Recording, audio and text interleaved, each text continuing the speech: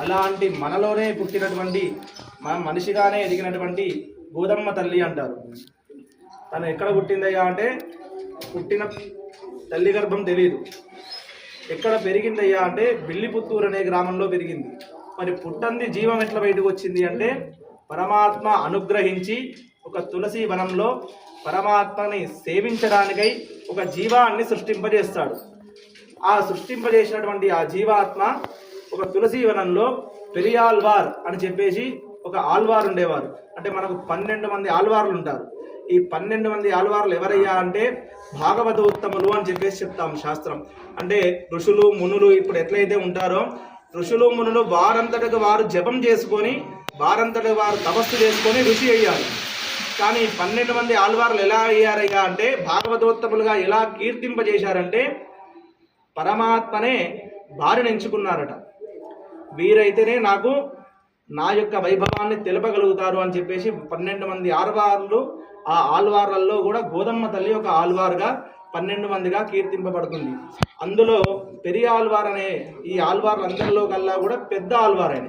ఆ పెరియాల్వార్ అనే ఆయనకి సాక్షాత్తు ఆ యొక్క చిన్న పాపగా దొరుకుతుంది ఈ యొక్క గోదమ్మ తల్లి. దొరికిన తర్వాత ఎవరి బిడ్డనో చెప్పేసి ఊరంతా కూడా అడుగుతాడట. అంటే మాకంటే తెలీదు అని చెప్పేసి చెప్తుంది. చెప్పేసరికి సరే నేనే పెంచుకుంటా, నాకు ఎట్లయినా పిల్లలు లేరు కదా అని చెప్పేసి అనుకొని తనే పెంచుకుంటాడట. పెంచుకొని కొద్దిగా ఇప్పుడు మనమంటే ఈ రోజులలో పిల్లల్ని పెంచుకోవాలంటే డబ్బా పాలు ఇచ్చి చక్కగా సెర్లాక్లో ఏవో పెట్టి పెంచుకుంటాం.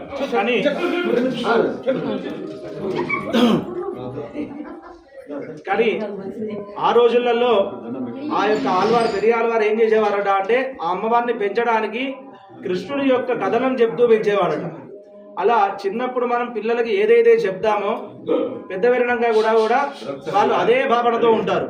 ఇప్పుడు మనం ఫోన్లు ఇచ్చి పెంచితే పెద్ద పెరిగినాక కూడా ఫోన్లతోనే వాళ్ళు కాలం గడుపుతారు. కానీ అలా కాదు.